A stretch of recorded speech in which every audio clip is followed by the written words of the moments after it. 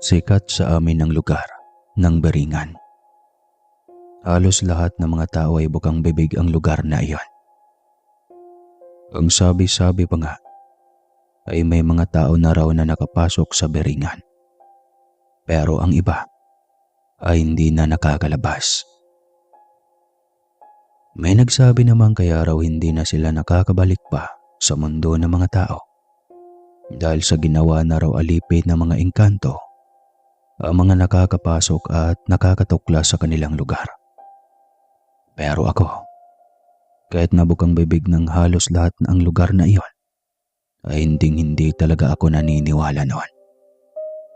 Kung minsan pa nga ay pinagtatawanan ko lang ang mga usap tungkol sa ganong. Dahil sa isip-isip ko, kwentong barbero lamang ang lahat. Subalit nagbago ang pananaw kong iyon nung ako na mismo ang siyang nakaranas ng kakaibang bagay, gaya na lamang ng kababalaghan. Hello po, Sir Casper. Magandang araw sa iyo at sa lahat ng mga magigiliw mong tagapakinig.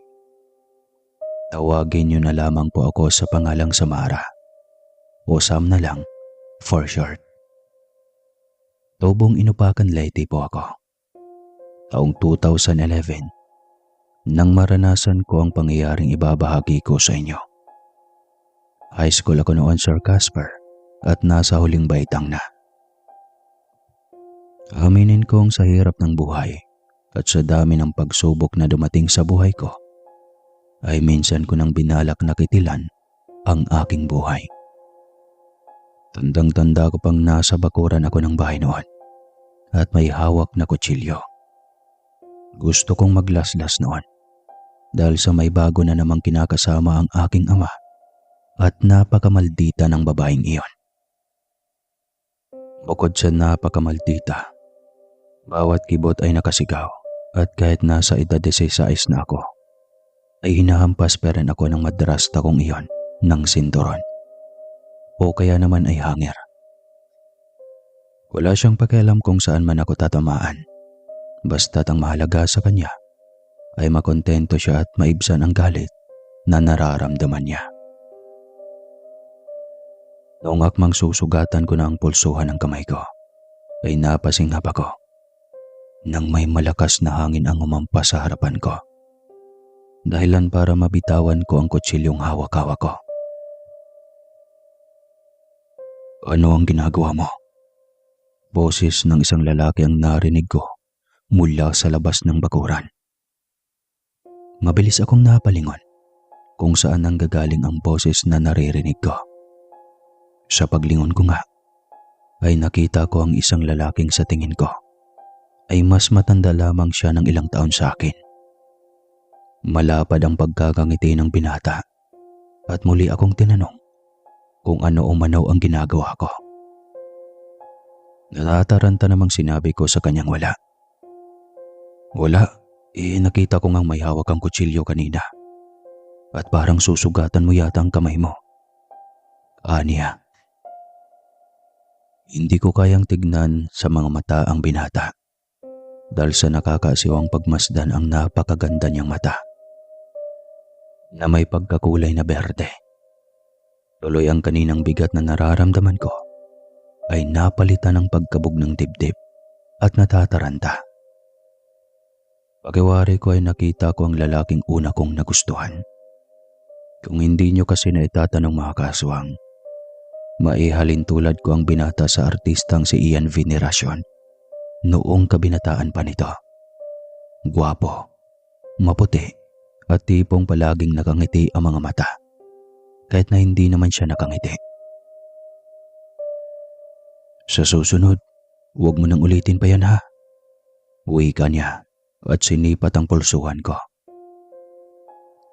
Magsasalita pa sana ako, pero mabilis nang naglakad palayo ang binata. Kaya naman nakontento na lamang akong sundan ito ng tingin. Araw ng Lunes, aligaga na akong nagmamadaling pumasok sa loob ng eskwelahan dahil mahuhuli na ako sa klase. Anong oras na kasi akong nagising dahil sa napakaraming inutos ang madrasta ko kagabi. Kaya't halos mag-uumaga na akong nakatulog. Sa kakamadali ko nga ay hindi ko sinasadyang masagi ko ang isang lalaking sa tingin ko ay nagmamadali ring naglakad. Dahilan kaya nawalan ako ng balanse at napaupo sa sahig. Anak ng ano ba yan? Bulag ka ba?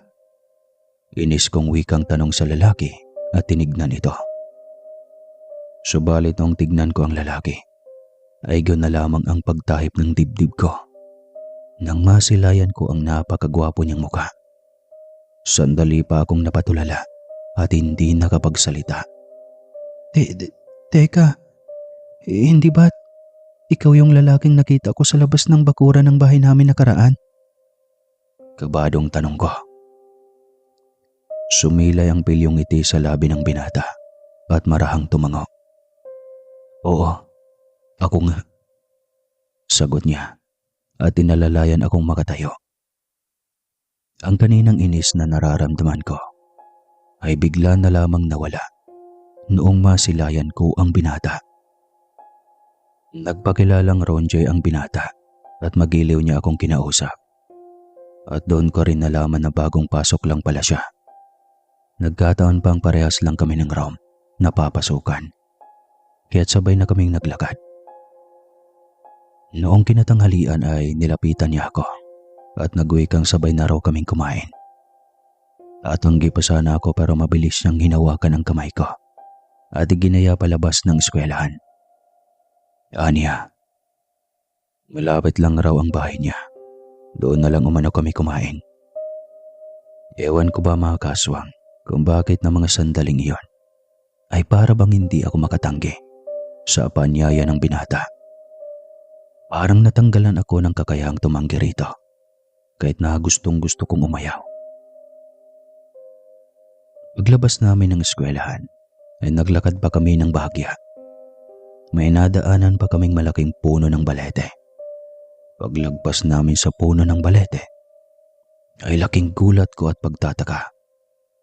Sa kadahilan ng tumambad sa harapan namin ang napakalaking bahay at may malawak na bakurang napapalibutan ng iba't ibang klaseng bulaklak. Mga ako sa mga nakita ko, Sir Casper, at halos hindi ako makapaniwala. Pagkaramdam ko ay parang panaginip lamang ang lahat at hindi totoo ang mga nakita ko. Nakailang beses ko pang kinurot ang kamay ko. Gusto kong kumprontahin kung totoo nga ba ang mga nasilayan kong malapalasyong bahay na may malawak na hardin. Nakita kong bahagya namang natawa si Ronje at napapakamot pa sa ulo. Inanong ko siya kung bakit siya natawa. Ako, anong nakakatawa? Wala naman. Natawa lang ako sa naging reaksyon mo. Anya at walang pasabing hinawakan ng kamay ko. Hoy, iba na yan ha. Tumatsansing ka na. Nakadalawang hawak ka na sa kamay ko simula kanina sa eskwelahan. Ikaw ha. Sinasamantala mo ako ha. Wika ko. Ito naman, hinawakan ko lang naman ang kamay mo para ayain kitang pumasok na sa loob. Hindi naman pwedeng dito na lang tayo maghapon sa labas ng bahay namin. Nakangiti niyang saad. Teka, bahay niyo talaga to? Ang ibig kong sabihin, bahay ng pamilya mo? Hindi makapaniwalang tanong ko. Tumangaw si Ronji at sinabi niyang 100% bahay nila ang nasa harapan namin at wala ng iba. Para mapatunayan niya raw na nagsasabi siya ng totoo, ay pumasok na raw kami sa loob ng bahay at ipakilala niya ako sa pamilya niya. Sandali lang, bakit mo naman ako ipakilala sa pamilya mo? Kakakilala lang kaya natin kanina. Basta halika na, huwag ka ng maraming tanong. Nanghahatake na sana niya ako papasok sa loob ng bahay, ay biglang may lumabas na ginang na napakaganda. Mag-aara ang suot niyang damit at para talaga siyang pupunta sa isang parte. May mga suot rin siyang burloloy sa katawan at mahalata mo ritong mamahalin ang mga suot niya. Mama mo siya? Nahihiya at kinakabahang tanong ko. Magiliw na tumango ang binata at mabilis nang lumapit sa ginang. Nahihiya man ay sumunod na rin ako kay Ronje at ngumiti sa ina nito. Umalik ang binata sa pisngi ng ginang at magalang na ipinakilala ako. Siyempre, medyo kinakabahan pa ako noong iabot ng ginang ang kamay niya para magmano ako bilang pagbibigay galang sa nakakatanda. Saglit mo nang tumingin ako kay Ronje bago inabot ang kamay ng ginang. Nang abutin ko na nga ang kamay nito, Sir Casper, ay mas lalo naman akong nahiya dahil sa napakalambot ng kamay ng ginang na para bang alagang-alaga iyon. Samantalang ang kamay ko, daig pa ang kamay ng lalaki sa sobrang gaspang. Pumasok na kayo, iha. Lalamig na ang pagkain. Masamang pinaghihintay ang grasya. Magiliw pang wika ng ina ni Ronje. Humingi ako ng pasyensya dahil sa tumingin-tingin pa kasi ako sa bakura ng bahay. Kaya siguro nainip ang ginang at lumabas na ng bahay para tawagin kami ng anak niya. Pagpasok namin ng bahay ay mas lalo pa akong natulala at halos hindi na talaga makapaniwala. Biruin mo ba namang may malalaking chandelier na animoy yari sa ginto ang nakasabit sa bulwagan ng bahay? Ang hagdan na rin nila paakyat sa ikalawang palapag ay kumikinang-kinang ngayon na para bang gawa rin sa ginto. Alam kong tanging sa palabas lamang nakikita ang mga bagay na sinasabi ko at kadalasan pa nga ay sa mga Disney princess pa gaya na lang ng Cinderella, Beauty and the Beast at iba pa. Sa mga ganong klaseng palabas ko lamang napapanood ang mga nagagandahang tanawing nakikita ko noon. Ngunit kahit na napakaganda ng bahay at bakurang nakikita ako mga kaswang, sa di mawaring dahilan, ay tila may kakaiba akong kilabot na nararamdaman. Unang tapak ko pa lang sa bakuran kanina, ay may kakaibang kilabot na akong nadama. Ewan ko ba, pero maliban sa pagkamanghang nararamdaman ko, ay parang may mali. May mali sa lugar kung saan ako tumungtong. Iha, ayos ka lang ba? Untag na tanong sa akin ng ina ni Ronje. Hindi ko na malayang nilaman na pala ako ng malalim na pag-iisip. Ayos lang po ako, tita. Pasyensya na po. Paghingin ko ng paumanhin sa ina ng binata. Ano ka ba? Wala kang dapat ihingi ng pasyensya. Siya, tara na sa kusina at nakahain na ang mga pagkain. Humagagik na sagot ng Ali. Habang nakasunod ako sa dalawa, ay may kung anong bumubundol na kaba sa dibdib ko. Simula kanina kasi pagdating namin, ay wala man lang akong nakitang ibang tao, bukod sa ina ni Ronje. Noon nga makarating na kami sa kusina, ay mas lalo na akong nagtaka at marami ang mga katanungang bumabagabag sa aking isipan. Dahil sa nakita ko ang napakaraming pagkaing nakahain sa mesa, pero wala pa rin akong ibang taong nakikita. Alam niyo, Sir Casper, sa totoo lang, ginapangan na talaga ako noon ng kilabot sa buong katawan. Pero pinilit ko na lamang baliwalain ang ganong sistemang nararamdaman ko. Hindi ko na kasi maipaliwanag pa ang aking sarili. Nanlalamig at tumatayo ang mga balahibo ko sa buong katawan. Kahit na wala namang nakakatakot. Bagkus nga ay may mga magagandang tanawin at maraming pagkain ang nakikita ko. At isa pa, magiliw na nakikipag-usap sa akin ang ina ni Ronje na para bang matagal na kaming magkakilala. Sa ilang minutong pag-uusap ay naging panatag na kaagad ang loob ko sa Ali. Siya, kumain na tayo. Kain na. Ayan ng Ali at inabutan niya pa ako ng ulam. Nahihiya namang kinuha ko iyon at inilagay sa platong nasa harapan ko. Nakakagutom ang amoy ng ulam na nakahain sa pagkainan at mukhang ang sasarap tikman lahat. Hindi ko tuloy mapigilan ang sarili kong matakam at talagang nakisama pa ang sikmura ko dahil sa tumunog iyon bilang pagpapahiwatig na nagugutom na nga ako. Subalit nung tikman ko na ang ulam na ibinigay sa akin ng ina ni Ronje, ay saglit pa akong napangiwi dahil sa napakatabang noon. As in walang kalasa-lasa. Akala mo'y karneng pinakuluan lang sa tubig at hindi man lang nilagyan ng mga pangsahog at higit sa lahat ay walang asin. Sinunod ko namang tikman ang adobong baboy. Para po sa kalaman ng lahat, ang adobo po namin ay walang sabaw. Pero may lasa iyon kasi nilalagyan na ng pampalasa bago prituhin.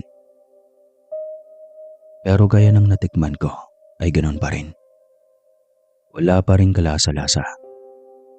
Nakangiting binalingan ako ng ale at tinanong kung masarap ba ang niluto niyang ulam. Paborito raw kasi ng anak niya ang mga nakahaing pagkain sa pagkainan. Ayaw ko sanang magsinungaling dahil masama iyon. Pero naisip kong baka madismaya ang matanda kapag sinabi ko ang totoo. Baka mamaya ay magalit pa ito at palayasin ako ora mismo sa pagkainan. O kaya ay pagalitan ako nito. Nakakahiya naman at isa pa ay ayaw kong mangyari talaga yon. Kaya ang ginawa ko, Sir Casper, ay nag-aalangan na lamang akong tumango at sinabi sa ale na masarap naman ang niluluto niya. Pagkasabi ko ng mga katagang iyon, ay biglang sumimangot ang matanda. Sa isip-isip ko, ay na, mukhang nabisto yata ako ng matandang tong hindi ako nagsasabi ng totoo. Mabuti naman at nasarapan ka sa mga niluto ko, iha. Nag-aalala pa naman akong baka hindi mo magustuhan ang pagkaing nakahain. Uwi ka ng matanda at ngumisi na ito. Tsaka pa lamang ako nakahinga ng maluwag matapos sabihin iyon sa akin ng ina ni Ronje.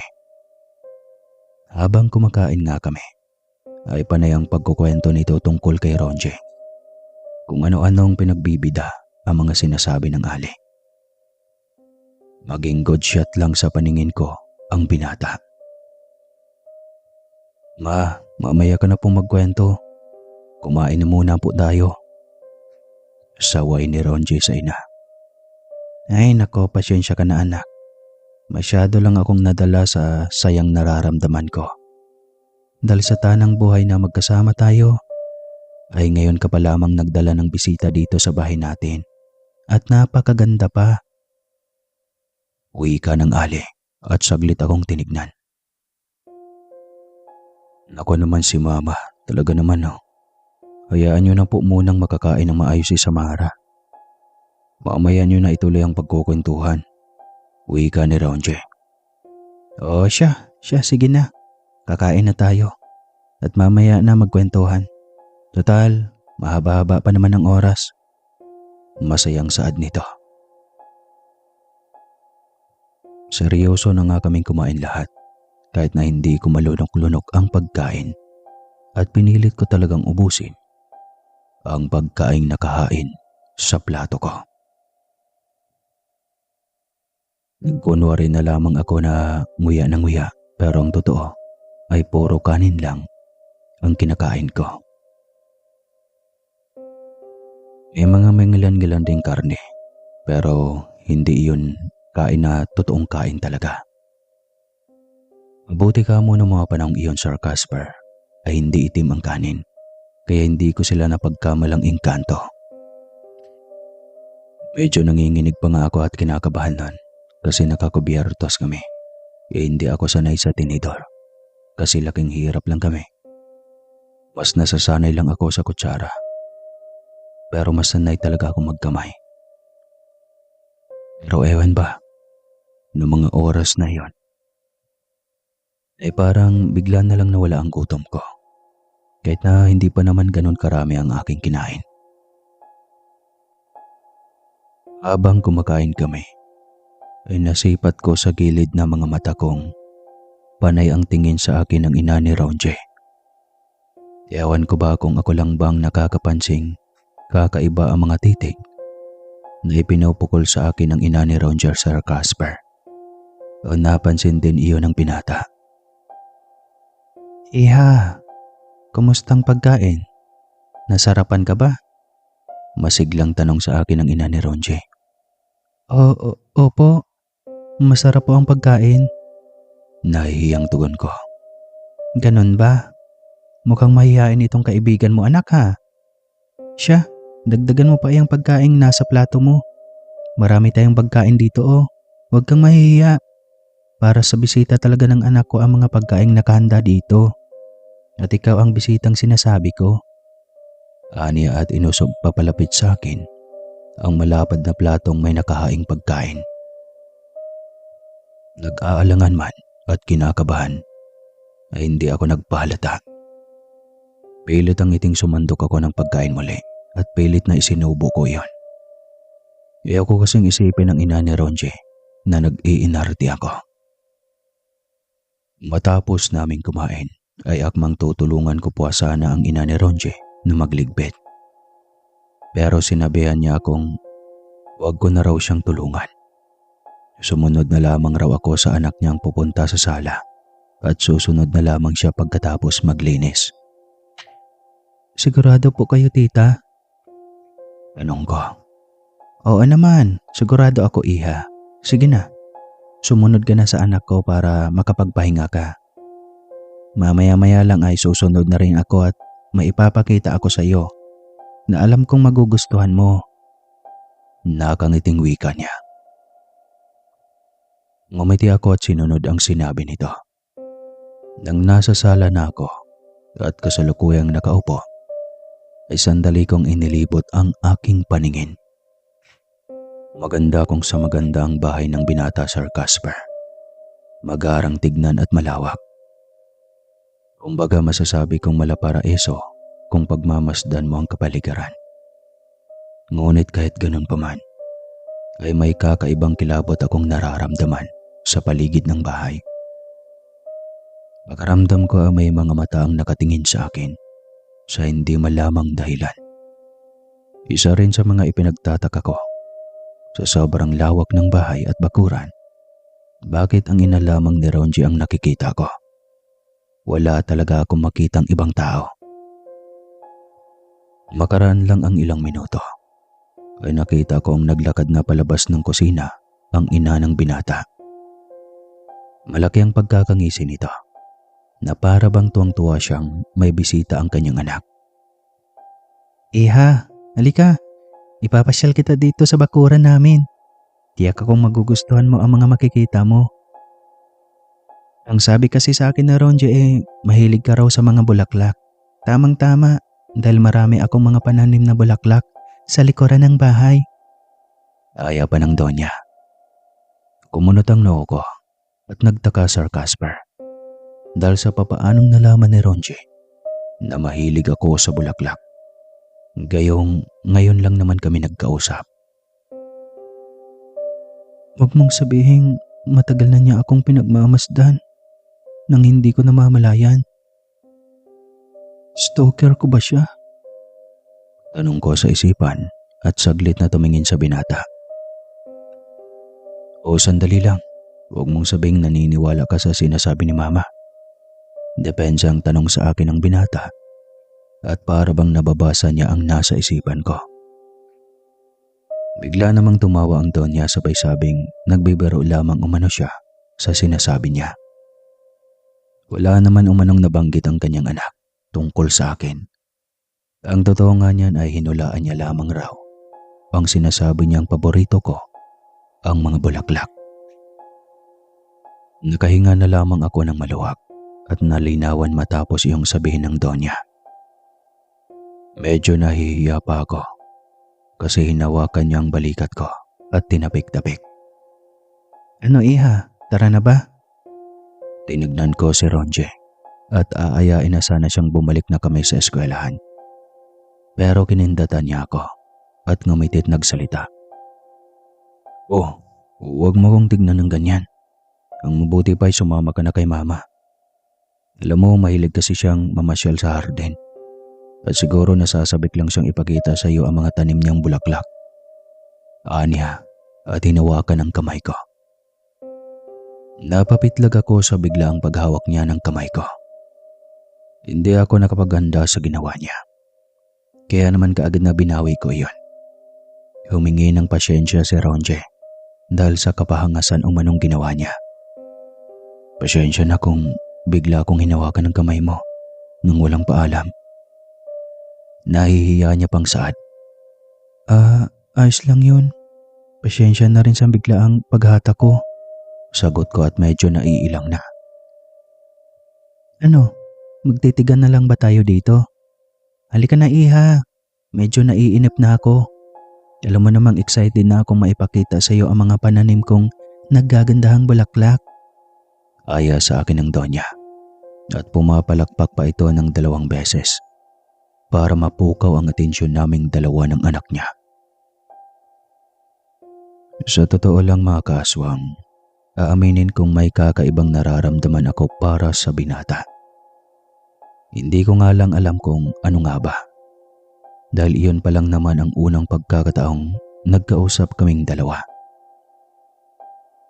Isa pa, hindi siya nagdadalawang isip na ipakilala ako sa kanyang ina. Kahit na unang pagkikita pa lamang namin. May singit ko lang. Naalala ko pang sinabi niya sa akin kanina bago kami pumunta sa bahay nilang. Minsan na raw niya akong nakita noon. Kung natatandaan ko pa raw noong kamuntikan ko ng sugatan ng kamay ko ng kutsilyong hawak-hawak ko.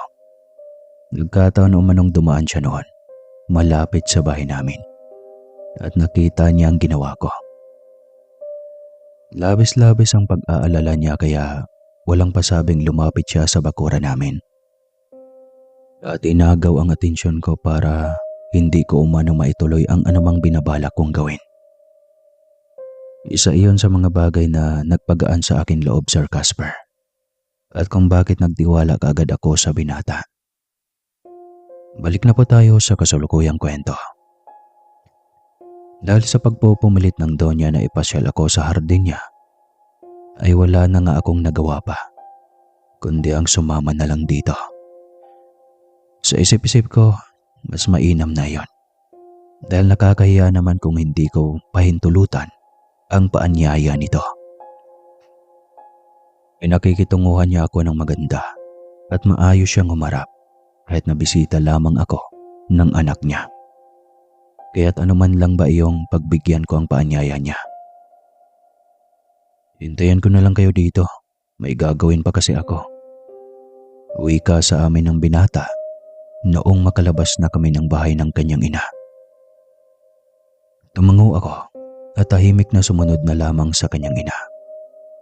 Hindi man ako komportable ay iwinaglit ko na lamang iyon sa aking isipan.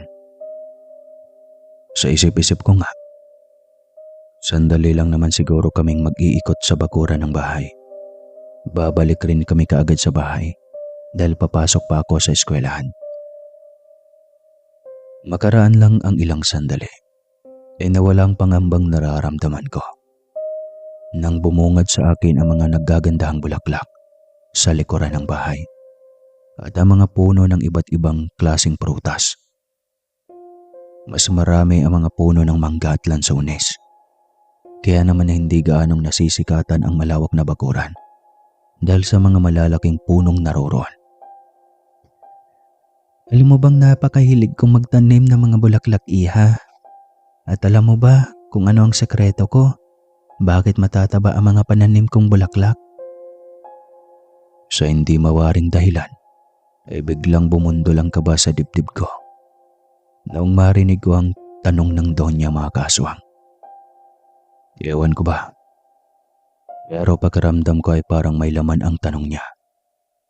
Noong lingunin niya ako at ngumisi, kinikilabutan ako sa hindi malamang dahilan at nagtaasa ng mga balahibo ko.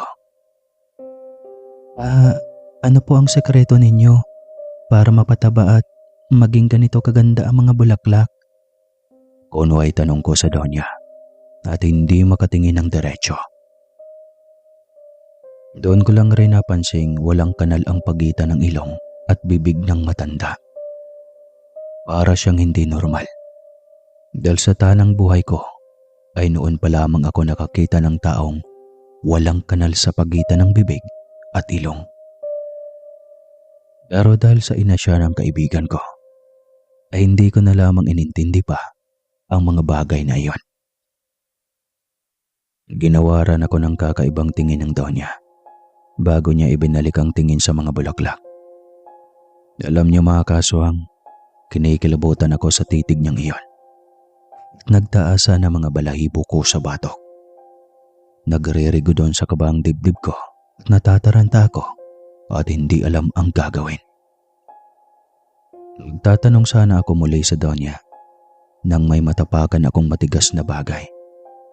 Yumuko at kinuha ko yun nang hindi napapansin ng donya. Nang makuha ko ng bagay na natapakan ko at tinignan kong maigi, kumunot ang aking noo. Napapaisip kung kanino ang kwintas na natapakan ko. Mukha namang hindi iyon pagmamay-ari ng matanda dahil sa simple lamang ang kwintas at parang pagmamay-ari iyon ng isang dalaga. Iha, nakikinig ka ba sa akin? Untag na tanong ng donya. Sa gulat ko ay nailagay ko kaagad sa bulsa ko ang kwintas na may mga lupa pang nakasama bago tumingin sa matanda. Ano ho uli ang sinasabi ninyo? Tanong ko sa ina ni Ronje. Ang sabi ko, gusto mo bang mag-alaga ng mga bulaklak? Kako, mahilig ka ba sa mga ganito? Dahil kung gusto mo bibigyan kita. Pwede kang mag-uwi nito. Aniya. Wala sa loob na tumango ako sa sinabi ng matanda. Mas lalo namang lumapad ang pagkakangisi ng donya at nagwikang mamaya umano ay uutusan niya si Ronje na kumuha ng iilang halaman para may maiuwi ako sa bahay. Itanim ko raw ang bulaklak na ibibigay ng sa ganun ay lumago iyon. Isa-isa naming tinignan ang mga bulaklak at sa totoo lang ay sobrang nagandahan ako. Ngunit nang nasa kalagitnaan na kami ng pagtitingin-tingin ay muli na namang kumunot ang noo ko. Nang may mapansin na naman akong kakaibang bagay na umusli mula sa puno ng bulaklak na nasa harapan ko. Saglit na nalingon ko muna ang ina ni Ronje kung nakatingin ba siya sa akin. Noong mapansin kong abala ito sa pagtanggal ng mga patay na dahon habang nagsasalita, ay pasimpleng umupo ako at tinitigang maigi ang bagay na nakita kong nakausli sa lupa. Noong matitigan ko na iyon at makapa Sir Casper, nanlaki ang mga mata ko at mabilis na inalis ang kamay. Sa kadahilanang sa maniwala man kaya't sa hindi. Noong kapain ko iyon at titigan, ay nakita kong daliri iyon ng isang tao. Halos mangilakbot ako sa takot na nadarama. Kaya't agaran na akong tumayo at napaatras. Bakit iha? Ayos ka lang ba? Parang nakakita ka ng hindi kaaya-aya. May problema ba? Tanong sa akin ng donya. Natatarantang sinabi ko sa matandang wala naman akong problema.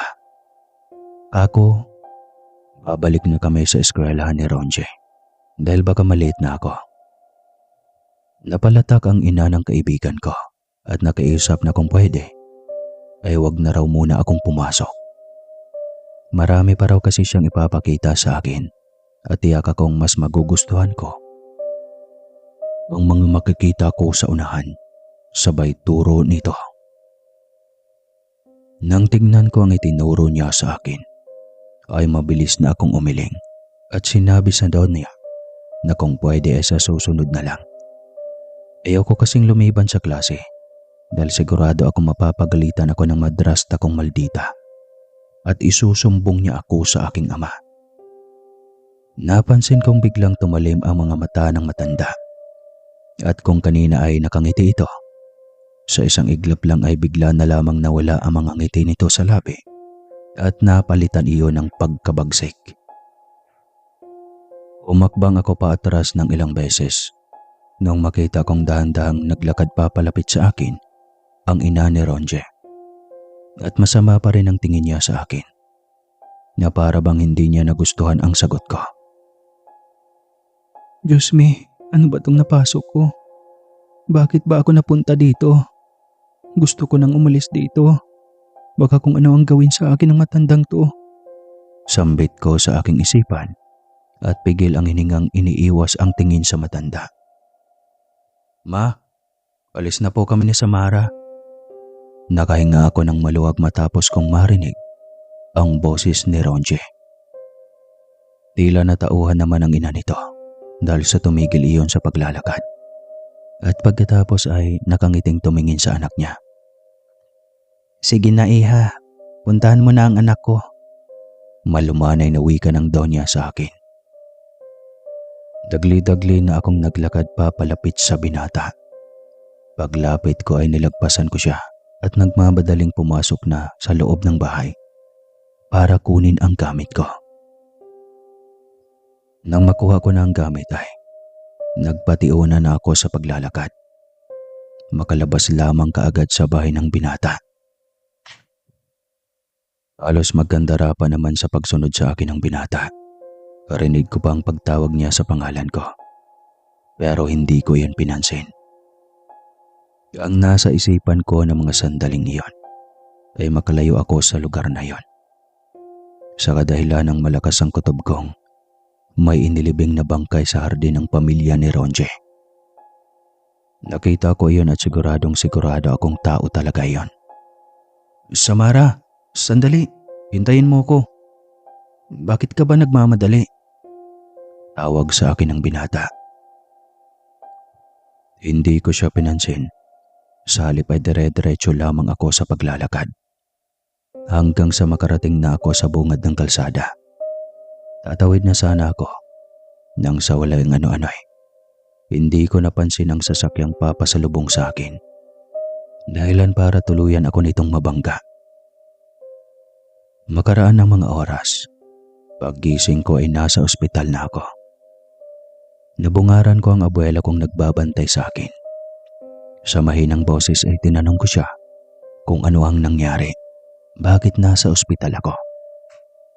Kumunot ang noo ng abuela ko at ibinalik sa akin ang tanong kung wala ba raw akong naalala bago mawala ng malay. Wala po, Lola. Sagot ko dahil blanko pa ang isipan ko ng mga sandaling iyon.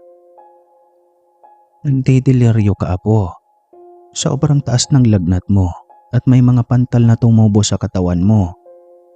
Ilang araw ka nang naririto sa ospital dahil ilang araw ka na ring walang malay. Sagot ng abuela ko.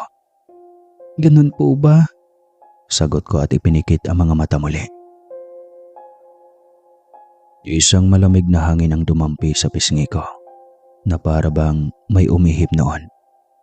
Nakalangha pa rin ako ng halimuyak ng bulaklak at nang idilat ko ang mga mata ay may kalayuan naman ang abuela ko. Sa maghapong iyong nagising na ako ay hindi man lang ako dinalaw ng aking ama. Nung tanungin ko ang abuela ko kung nasaan na ang madrasta ko, ang sabi niya kasi lumabas lang dahil may binili lang. Pero anong oras na ay hindi pa rin ito bumabalik. Siguro umuwi na siya, Apo. Alam mo namang may mga kapatid ka pang maliliit, hindi ba? Siguro baka nag-alala siyang walang mag-aasikaso sa mga kapatid mo. Kaya umuwi na siya nang walang paalam. Sagot ng aking abuela.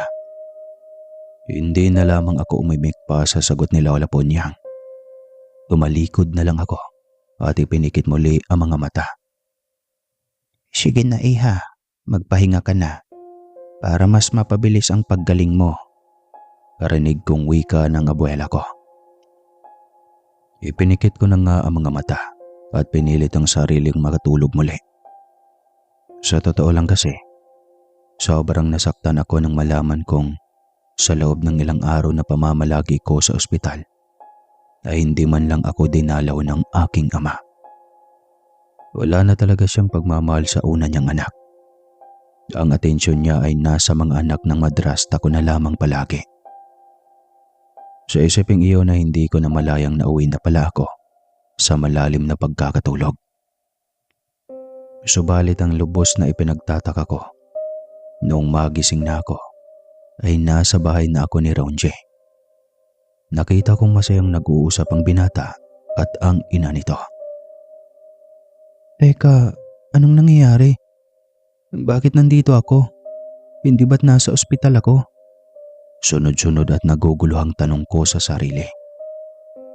Habang tinitignan ko ang dalawa, ay bumalik sa aking alaala ang mga tagpong noong nagmamadali akong lumabas sa bahay nila Ronje. Sa kapamamadali kong tumakbo noon, ay nasagasaan ako ng sasakyan. Pero bakit nung magising ako sa ospital, ang sabi ni Lola sa akin ay mataas ang lagnat ko at may mga pantal na tumutubo sa balat ko. Hindi ba dapat kaya ako nasa ospital dahil sa nabundol ako ng sasakyan? Gulong-gulo na talaga ang isipan ko kung ano ba talaga ang mga nangyayari. Bakit magkasalungat? Hoy, Iha! Nandyan ka na pala. Halika rito at magkwentuhan muna tayo sandali bago kita ipapasyal sa bakuran ng bahay. Magiliw na aya ng ina ni Ronje at kinawayan pa ako nito at pinapalapit. Hindi ako nakaimik sa paanyaya ng Donya. Wala. Gulong-gulo pa rin talaga ako at hindi ko alam kung ano ang nangyayari talaga. Ang daming katanungang namumutawi sa isipan ko na mga sandaling iyon, Sir Casper. Pero ni isa ay walang kasagutan. Hindi ko mahanap ang sagot sa aking isipan kahit na anong pilit ko. Maya-maya pa ay napapitlag ako at agarang bumalik mula sa malalim na pag-iisip. Nang maramdaman ko ang kamay ng binatang humawak sa kamay ko, nang tignan ko siya ay nakangiti siyang nagtanong kung may problema ba umano ako. Kanina pa raw kasi ako tinatawag ng kanyang ina, pero mukhang wala yata ako sa sarili dahil hindi ko man lang raw napansin ang mama niya. Ayos ka lang ba? Baka sa kanyang mukhang pag-aalala. Sunod-sunod akong umiling at sinabi sa kanyang wala naman akong problema. Sigurado ka? Tanong niya muli sa akin. Oo, ayos lang talaga ako. Sagot ko at tinignan ng kanyang ina. Kung ganon, halika rito Iha, maupo ka. Magkwentuhan na muna tayo mamaya na kita ipapasyal sa hardin ko. Dahil medyo matindi pa ang sikat ng araw at masakit pa sa balat. Uwi ka pa ng Donya. At nakangiting kinawayan ako muli nito. Sige ho. Tanging tugon ko na lamang at hinayaan ng marahang iginawi ako ni Ronje. Paupo malapit sa ina nito. Masayang nakipagkwentuhan sa akin ang ina ng binata. Marami siyang sinasabi pero ni isa ay walang pumasok sa isipan ko. Gulong-gulo na talaga kasi ako ng mga sandaling iyon. Dahil hindi ko na alam ang mga dapat gawin.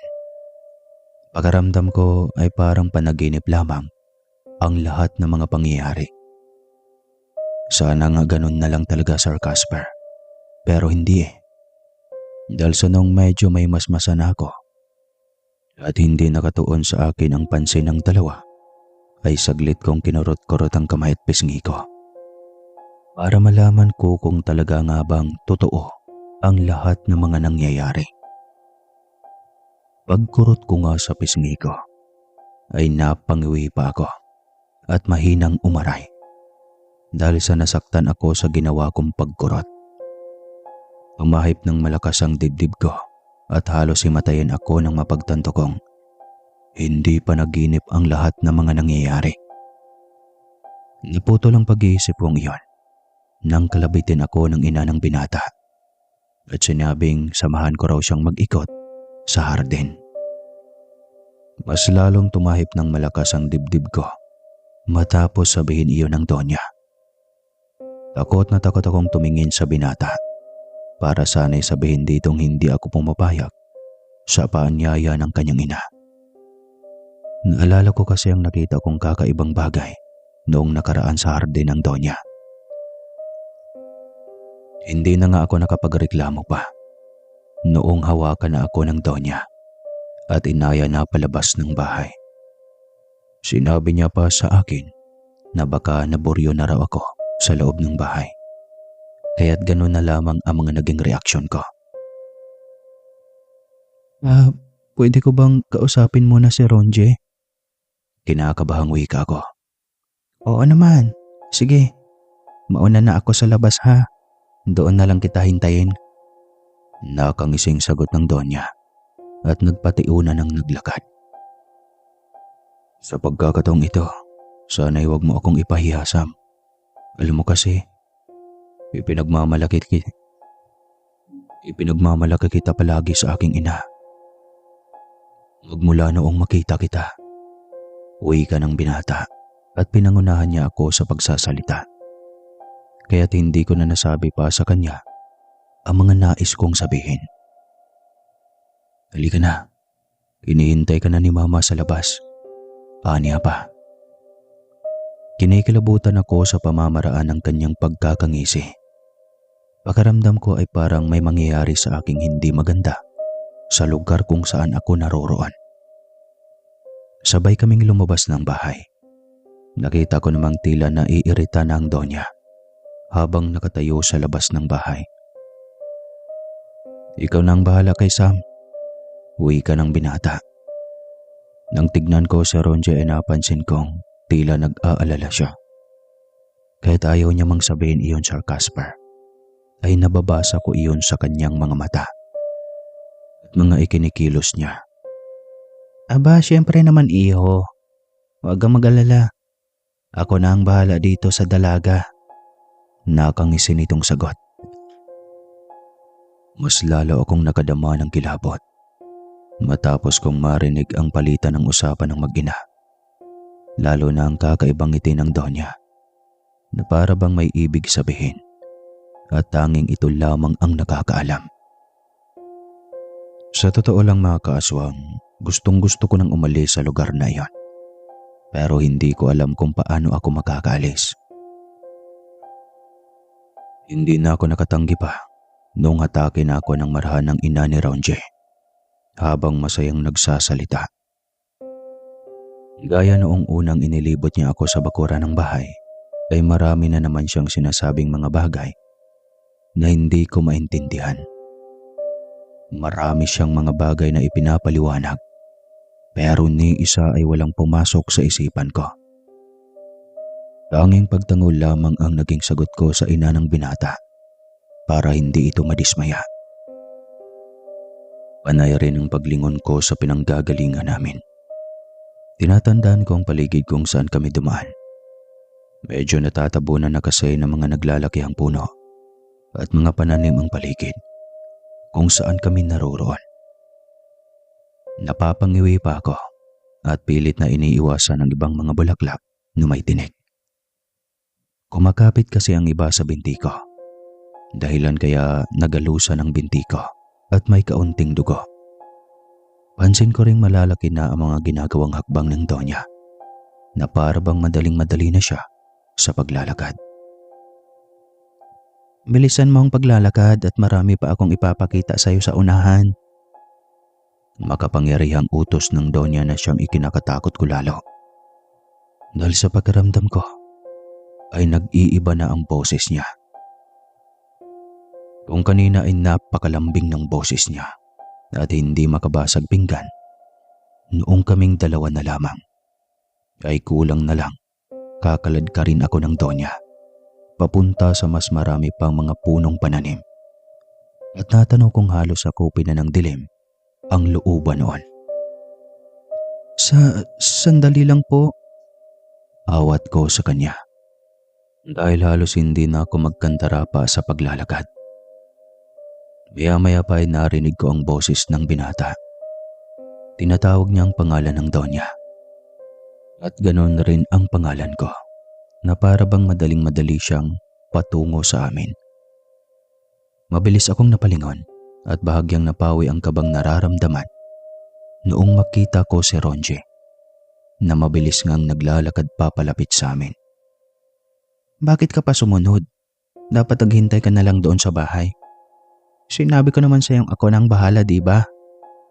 Seryosong wika ng Donya na para bang nagagalit na siya. Nagbago na ang isip ko. Maiksing tugon ito at sumeryoso na rin ang mukha at hinawakan ng kamay ko. Nagtitigan silang dalawa at sa titigang iyon, Sir Casper, ay masasabi kong parang hindi sila mag-ina. Yan bang parang matagal nang magkaaway ang dalawa? Ganon ang titigan ng dalawa, kaya't muli na naman akong kinikilabutan. Nang hawakan ko ang braso ng binata, ay tsaka pa lamang umiwas ang binata sa pagtitig. Ano bang pinagsasabi mo? Uuwi na siya. Ibabalik ko na siya sa kanila. Sagot ni Ronje at hinawakan ako sa kamay ng mahigpit.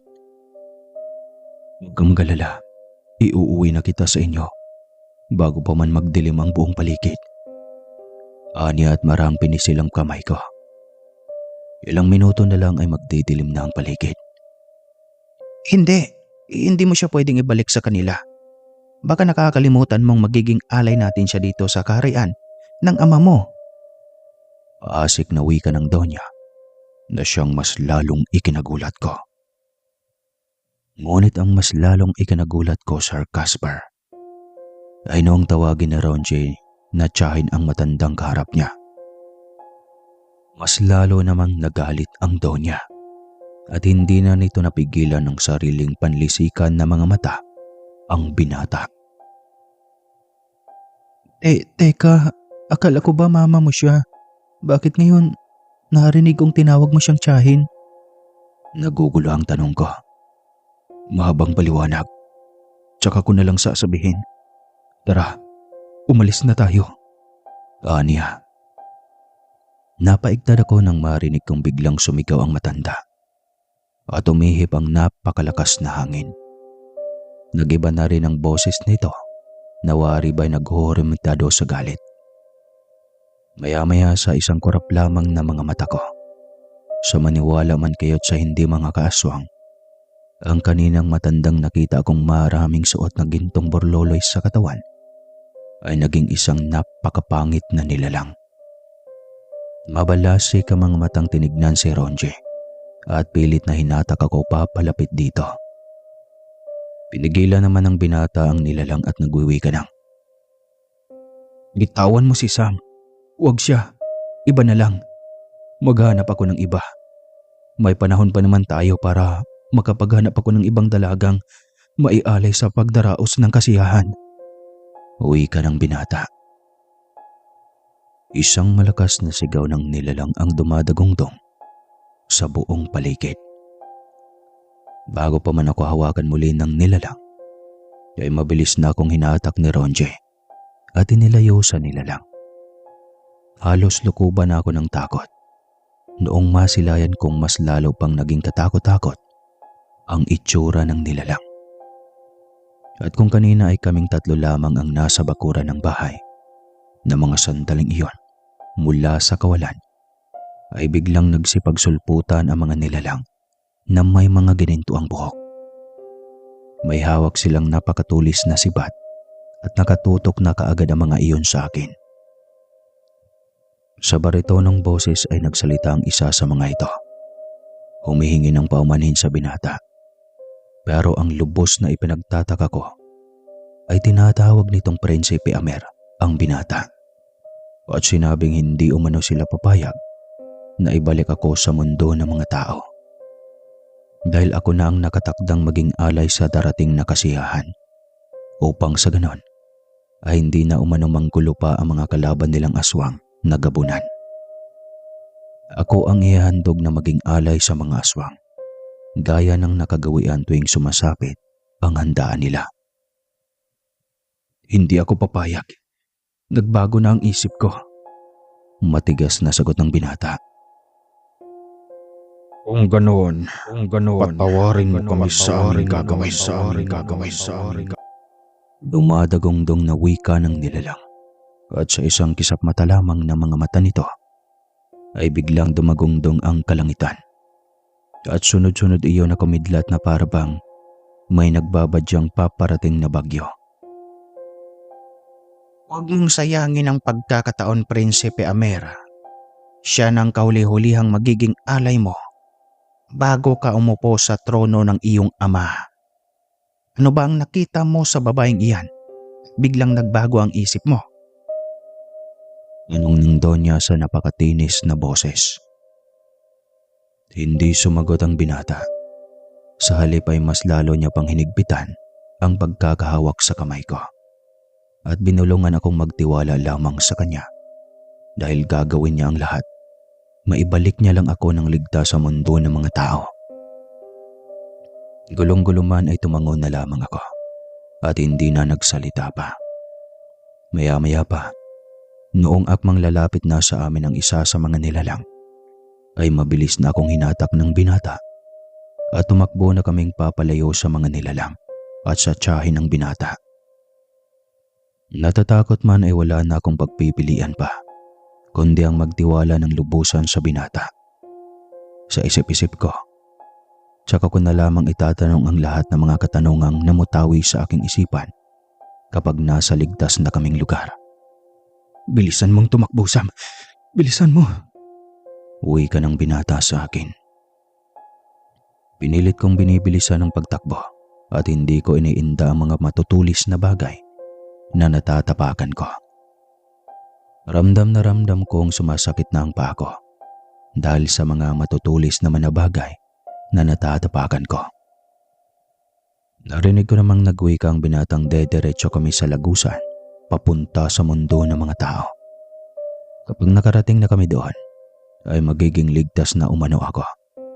At ipinapangako niyang hinding-hindi na ako susundan pa ng mga kawal nila. Lalakas na pag-atungal at mga yabag ng paa ang naririnig ko.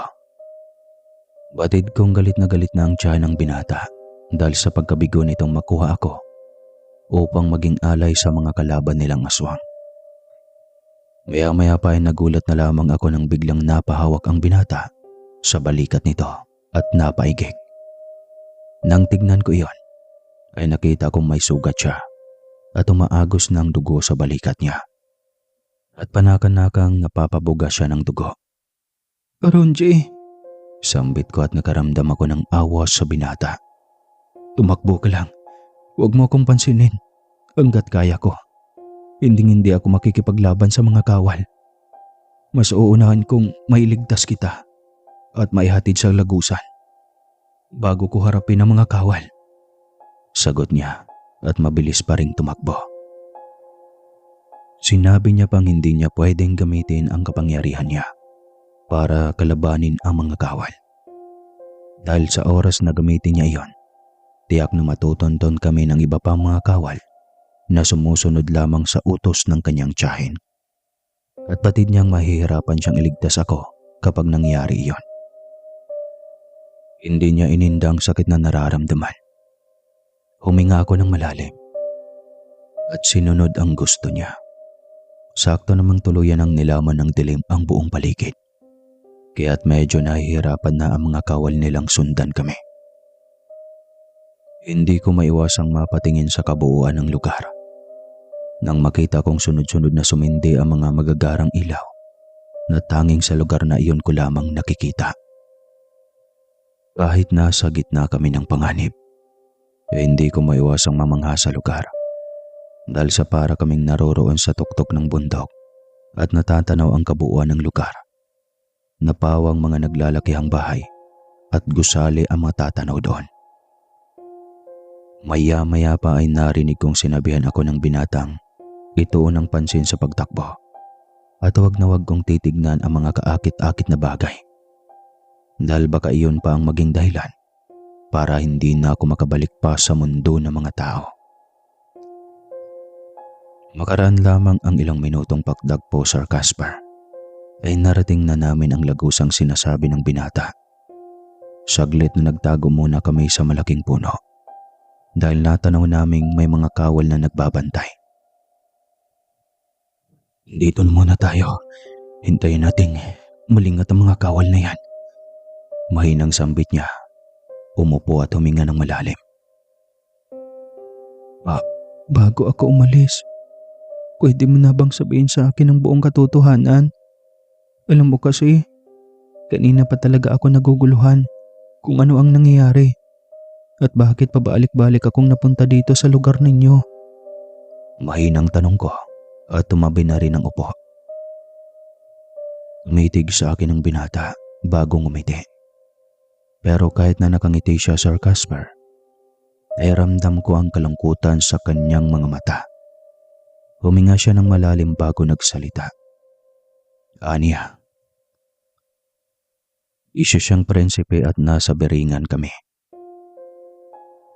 Ang lugar na ginagalawan namin ay mundo ng Beringan. Wala naman talaga siyang balak na iligtas ako noong una. Dahil sa ang plano niya ay ako ang panghuling biktimahing birhen na maging alay sa mga panauhing aswang na may lahing gabunan sa darating na kasiyahan sa kanilang lugar. Kasi sa panahong iyon ay ginugulo ko sila ng mga aswang na mababangi sa Samar. Ito yung mga panahon dati na talamak ang mangkukulam, mga aswang na mababangis at mga hiluan o manlalason sa lugar ng Samar. At masakit mang isipin, talo sila sa mga iyon. Meron lang silang kakayahan pero ang kakayahan nila malakas lang kapag pinagsama-sama. Pero ang katotohanan ay talo sila ng mga nabanggit kong una. Dahil ang kapangyarihan daw ng mga iyon ay galing mismo sa demonyo. Ang ginagawa daw kasi ng mga kaliwete o mga nag-aaral sa kaliwa noon ay pinapasok sila sa kanilang mundo at kinukuhanan ng kapangyarihan o minsan naman ay may pinapatay pa sila. Ito din yung panahon na purong mga engkanto pa ang nakatira sa Beringan at wala silang malakas na persa. Malalaman niyo sa huli ng kwento, sasabihin ko ang katotohanan sa Beringan at dito niyo lang maririnig.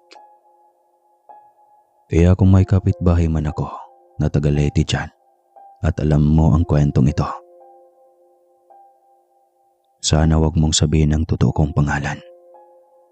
Sikat kasi ang kwento ko sa baryo namin, maging sa Karatig baryo.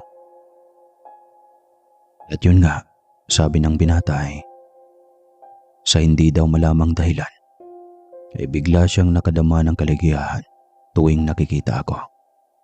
Saad niya pa, matagal na niya akong sinusubaybayan at may saya siya tuwing nakikita akong masaya. Pero noong makita niya akong kamuntikan ng kitilin ang sarili kong buhay, ay nakaramdam siya ng lungkot at awa. Kaya't kahit na bawal siyang magpakita hanggat hindi pa dumating ang araw ng nakatakda para kunin ako, ay sinuway niya iyon. Huwag lamang matuloy ang masamang binabala ko. At kanina nga, iyon ang oras para ikulong ako sa bakuran ng bahay kung saan ako dadali ng kanyang tiyahin para hindi na makakabalik pa sa mundo ng mga tao. Patawarin mo ko kung nailagay ko sa kapahamakan ng buhay mo. Alam kong hindi pa sapat ang ginawa kong ito. Pero sana darating ang araw na mapapatawad mo ko. Sana darating ang panahong magkikita tayong muli. Pero sa pagkakataong iyon, ay pareho na ang mundong ginagalawan natin at wala nang nakapagitan pa. Uwi ka ng binata sa sinseridad na boses. Hindi ako makaimik. Nananatiling nakatingin lamang ako sa binata. Hindi ko alam kung ano ang sasagot ko. Dahil sa totoo lang ay may kaunting galit akong nararamdaman. Makalipas ang ilang sandali, akmang magsasalita na sana ako, pero hindi na naituloy pa yon. Dahil sa nagwika ng binatang lilituhin niya raw ang mga bantay. At kapag makuha niya na ang atensyon ng mga ito, huwag na akong mag-atubiling tumakas. Ginawaran ako ng halik sa pisngi ng binata bago ito tumayo at humugot ng lakas. Ilang sandali pa ay lumabas na siya mula sa pinagkublihan at inagaw ang atensyon ng mga kawal na nagbabantay ng lagusan. Pagkakita naman sa kanya ng mga bantay ay mabilis nang lumapit ang mga ito, kaya't walang pagdadalawang isip na pinagsasapak niya ang mga iyon. Pagkatapos ay sinabihan na akong tumakas na. Agaran ko na ngang sinunod ang utos niya. Tumakbo na ako papunta sa lagusan. Pero bago pa man ako lumabas, ay saglit na nilingon ko ang binata. Isang matamis na ngiti ang binigay sa akin ng binata noong tumingin siya sa akin. Tapos ay nakipagsagupa na sa 5 nilalang. "Sige na, umalis ka na," sambit niya sa akin. Saktong paglabas ko ng lagusan ay siya namang pagkawala ng kamalayan ko. Pagdilat ko ng mga mata ay wala na ako sa ospital. Sa halip ay nasa bahay na ako ng abuela ko at may matandang siyang kasama. Kumunot ang noo ko dahil sa nararamdaman kong may kakaibang persensyang daladala ang matanda. Nagtagumpay ka, iha. Nakalabas ka ng ligtas sa mundo ng mga engkanto. Salamat kaayo sa Ginoo. Sambit ng matanda at inalis na ang kamay niyang nakapatong sa noo ko. Tinanong ko ang abuela ko kung sino ang matandang kasama niya. Sinabi niya naman sa aking isa iyong albularyo. Ipinaliwanag niya kung bakit wala na ako sa ospital at nasa bahay na niya na ako, at kung bakit rin may kasama siyang albularyo. Matapos niyang ipaliwanag ay bumalik sa alaala ko ang binatang si Ronje. Naipikit ko muli ang mga mata at napasambit na sana'y magkikita pa kaming muli ng binata. Pero sana ay hindi na siya isang engkanto o prinsipe ng baringan, kundi isa na siyang normal na tao. Sa paglipas ng mga araw, Sir Casper, ay naging maayos ng kalagayan ko. Noong pumasok na ako sa eskwelahan, ay may bagong lipat na estudyanteng lalaki. Biglang kumabog ng malakas ang dibdib ko nung makita ko ang itsura nito. Dahil sa kawig nito ang binatang engkantong minsan ko nang nakilala. Pero ang mas lalong nagpakabog ng dibdib ko ay nung tumingin sa akin ang binata at ngumiti. Hindi lang iyon, Sir Casper, dahil sa talagang mas pinili pa ng binatang iyong umupo sa bakanting upuang nasa tabi ko. Kaya naman mas lalo akong kinakabahan. Pero ang kabang iyon ay hindi natakot, kundi kabang hindi ko maintindihan kung kinikilig ba ako o ano, o baka naiihi lang ako nun. Kaya lang mabaho yung CR namin, di joke lang. At dito ko na sa inyo isisiwalat. Siya pala talaga si Prinsipe Amir. Pero ang pangalan niya sa lupa ay Ronje. At dito ay kukwento ko sa inyo ang ilang mga nalalaman ko. Hindi lahat kasi hindi pwede lahat ikwento ko tungkol sa beringan na yan. Sa totoo lang ay hindi beringan ang totoong tawag dyan. Ang nag-alias dyan ay yung taga-Samar lang din. Ang ibig sabihin, ano pa ng mga taong nawawala. At yun nga, nabanggit ko kanina sa kwento na nung mga panahong iyon, puro mga engkanto pa ang nasa beringan. Kaya hindi sila masyadong malakas kumpara sa mga mangkukulam at manlalason. Pero alam nyo ba, nung nagkatipon-tipon daw sila at nagpulong-pulong lahat ng mga engkanto dito sa Pilipinas, pati sa ibang bansa, napagdesisyonan daw nila na mang-akit ng tao. Kasi pag ang engkanto daw at ang dugo ng tao magsanib, ibig sabihin daw ay malakas iyon. Kung totoosin daw kasi mas matalino pa ang tao kaysa sa mga engkanto. Alam niyo kung bakit? Kasi ang tao, paiba-iba ng pagkaramdam o yung feelings. Pero ang engkanto, parang dalawa lang daw. Masaya at malungkot. Kapag napunta ka sa engkantong itim, puro pasakit daw ang magiging buhay mo. Kapag napunta ka sa engkantong puti, puro saya lang ang mararamdaman mo. Yun daw ang pagkakaiba sa mundo nila at mundo natin na mga tao. Ang mundo ng mga tao, pwede ngayon masaya ka, pwede bukas malungkot, pwede bukas galit ka o umiiyak.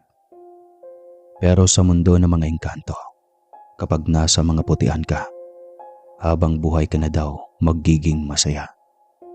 Wala kang pigati na mararamdaman, walang sakit, walang galit, walang kalungkutan. Pero ang malas lang daw, kapag napunta ka sa itim na mga engkanto at naakit ka. Sa una lang daw masaya, kung saan nasa mundo ka pa ng mga tao kasi bibigyan ka daw ng kung ano-ano. At pagkatapos nun, kapag nakuha ng kaluluwa mo, para ka na daw pumasok sa impyerno dahil walang pagkakaiba daw ang mundo ng mga itiman at ng impyerno. Pero may mga engkanto daw na ayaw sa mga tao kasi nga paiba-iba ng feelings. Kasi may mga tao daw na pwede kang mahalin ngayon, pwedeng hindi na bukas. Sa kanila kasi kapag mahal nila, mahal talaga nila yon. Makaraan ng ilang taon ay biglang bumalik sa kaharian si Aronje o Prinsipe Amer. Sad to say na hindi kami nagkatuluyan. Kasi unang-una sa lahat, mabait lang siya. Hindi niya pinipilit ang nararamdaman para sa akin. Nalungkot ako noon, parang na-depress ako ng halos 3 taon. Di ako makapag-focus, di ako makausap ng maayos at halos parang napapraning ako tuwing sumasapit ang gabi. Pakaramdam ko rin noon ay parang mamamatay na ako. Basta ganun yung pakaramdam. Iiyak na lang ako bigla tapos hindi makakain ng maayos. Hanggang sa isang araw noon, kung kailan unti-unti na akong nakakabangon. Tuwing unang araw ng Biyernes ng buwan, nakakakita na lang ako ng kakaibang mga bulaklak. Sa hindi malamang dahilan ay pinipitas ko ito at itinatago ko sa aking cabinet. Hanggang sa paglipas pa ng ilang buwan, nagulat ako. Sa isang pagkakataon nun, maglilinis sana ako, bali linisin ko ang buong cabinet. Ay naging ginto ang mga patay na bulaklak. Oo, lumuwas kami agad ng Maynila noon at doon namin ibinenta. Hanggang sa paglipas ng mga taon, marami akong manliligaw. Pero hindi ko sila pinapansin pa noon. Hindi ko akalain na ang magiging katuluyan ko pala ay engkantong Inglesero. Hindi, joke lang. Canadian siya. At ngayon, dito na ako sa Canada. Yun lang po ang kwento ko, Sir Casper. Wala lang, sobra lang akong nalungkot sa mga pangyayari niyon. At magpapasalamat pa rin ako kasi kahit papano ay hindi na ituloy ang balak nila sa akin at naiintindihan ako ni Prinsipe Amer. Hanggang dito na lang po ang kwentong ito. Sana ay may napulot kayong aral. Marami pa sana akong isishare tungkol sa mga sinasabi ni Prinsipe Amer. Pero yung iba kasi, masyado nang malalim. At saka pinagbabawal din yon. Baka mabanggit ko sila nang wala sa oras. Wakas.